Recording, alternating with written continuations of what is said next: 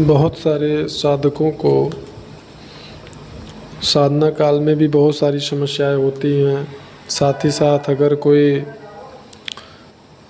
देखें तो लगभग सभी जगह पे ये दरबार के धाम के जो प्रचार दुष्प्रचार चल रहे हैं कि ये धाम है, वो धाम है, ये दरबार है, वो दरबार, ये सरकार, वो सरकार, तमाम प्रकार के कचड़े समाज में फैले हुए हैं। ईश्वरीय शक्तियों के नाम पर लोगों को केवल गुमराह किया जा रहा है, जबकि इन चमत्कारों से संबंधित जो है एक दार्शनिक ने बहुत ही पहले एक किताब लिखा था, गुप्त भारत की खोज, जो कि ऑनलाइन उपलब्ध है। कोई भी उस किताब को सर्च करके डाउनलोड करके PDF उसका पढ़ सकता है कि ये जो चमत्कार, किसी के फ्यूचर के बारे में जान लेना, थोड़ी बहुत चीज़ें भविष्य के बारे में जान लेना या लिख देना पर्चे पे, ये सब चीज़ें बहुत पुरानी हैं। तो इसका प्रचलन बहुत पुराना है और लोग बुरी शक्तियों के द्वारा ही ये सारी चीज़ें करते। फिलहाल हमारा विषय यह नहीं है। हमारा विषय यहाँ पे है पितृदोष।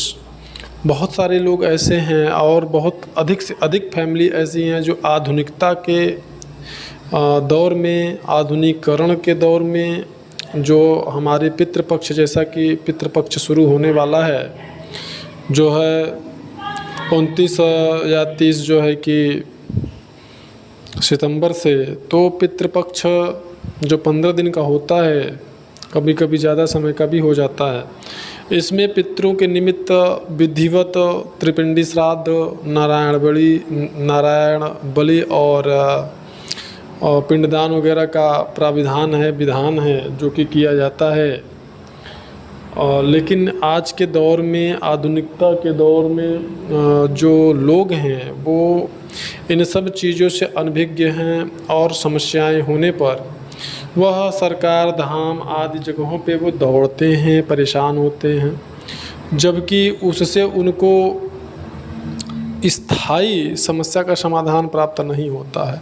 वो कुछ समय के लिए अस्थायी उनको उनके समस्या का समाधान उनको प्राप्त हो जाता है, साल, 6 महीने, 2 साल बस। क्यों? क्योंकि प्रकृति का विधान है कि यदि आपके पितृ असंतुष्ट हैं तो ये उनका अधिकार होता है कि वह आपको प्रताड़ित भी कर सकते हैं। आप उनको तृप्त करिए अथवा उन्हें मुक्त करिए, उनको जो है अच्छी गति प्रदान करिए, ऊर्ध्वलोकों की उन्हें प्राप्ति हो। यदि आप ऐसा नहीं करते हैं तो वो आपको परेशान करते। और पितृ दोष के लक्षण तमाम होते हैं। घर में अशांति होना, आपस में कलह होना, पैसों का जो है आवक, यानी कि आपके इनकम का, आपके आय का स्रोत न बनना, अथवा स्रोत है तो बिगड़ जाना, या पैसे आपके पास आते हैं तो वो नहीं बचते हैं। लोगों में आपसी मतभेद बना रहता है। परिवार में सदैव कोई ना कोई बीमार रहता है। आपकी जो इनकम का जो जरिया है उसमें कुछ न कुछ समस्याएं आती रहती हैं, दिक्कतें आती रहती हैं। तो ये बहुत सारी चीज़ें होती हैं जो कि हमारे पितृदोष के लक्षण को प्रदर्शित करती हैं और उससे यह निश्चित होता है कि हमारे घर में पितृदोष है। तो यहाँ पे मैं कुछ ऐसा उपाय एक बताने जा रहा हूँ जिस उपाय को करने से पितृदोष में आपको बहुत ज़्यादा मात्रा में आपको लाभ प्राप्त होता है। और आने वाले समय में अगर आप स्थायी उसका विधान बना देते हैं तो इसके बाद आपको पितृदोष की समस्या कभी नहीं होती है।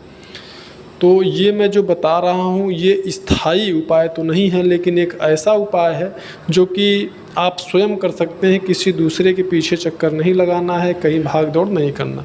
क्योंकि अगर हमारे पितृ प्रसन्न हैं, उनको अच्छी सद्गति प्राप्त है, तो वो स्वयं बुरी शक्तियों से हमारी रक्षा करते हैं। और हमारे घर, कुल, खानदान के में यदि कोई बुरी शक्तियों का आना होता है तो वो स्वयं उसे वहाँ से हटा देते हैं। लेकिन यदि वहीं पर हमारे पितृ कुपित हैं तो वो स्वयं बहुत सारी बुरी शक्तियों को आमंत्रित करते हैं। आप कह सकते हैं जैसे 4 शराबी जहाँ पे होते हैं, धीरे धीरे वहाँ शराबियों का जमावड़ा हो जाता है। तो ठीक इसी प्रकार से यह पितृदोष की समस्याएं भी होती हैं। तो आपको क्या करना है, इसको विधिवत आप समझ लीजिए। आपको एक सूखा नारियल का गोला लेना है, सूखा नारियल का गोला, और उसको थोड़ा सा काट लेना है। आटा का पंजरी बना लेना है, यानी आटा को भून करके उसमें शक्कर पीस करके मिला लेना है। और उस नारियल के गोले को पूरा भर देना है और फिर उसके ऊपर से मक्खन इत्यादि लगा करके जो आपने उसमें छेद किया होगा या काटा होगा उसको बंद कर देना। फिर अपने पूरे घर में घूमते हुए जो रक्षा होता है मौली धागा उसको उस पे बांधते जाइए पूरे घर में घूमते हुए, और बांध करके किसी पीपल के वृक्ष के नीचे जा कर के थोड़ा सा गड्ढा खोद करके और भगवान काशी विश्वनाथ का नाम लेकर के, भगवान पीपल महाराज का नाम लेकर के आप उसको उसमें गाड़ दीजिए और उस पर 2 पत्थर रख दीजिए जहाँ आप उसको दबाते हैं गड्ढे में। फिर दूसरे दिन जा करके आप वहाँ पे अपना नाम और गोत्र बोल करके जो आपने गढ़ा हुआ है वहाँ पर जल चढ़ा दीजिए। और आपको ऐसा करने सिर्फ एक बार करना है, दिन कोई भी हो उससे कोई फ़र्क नहीं पड़ता है, चाहे तो सोमवार को भी कर सकते हैं। बाबा भोलेनाथ आपकी पितृदोष की समस्या का समाधान जरूर करेंगे और आपको निश्चित रूप से समस्या का समाधान आपके होगा, इसमें कोई संदेह नहीं है।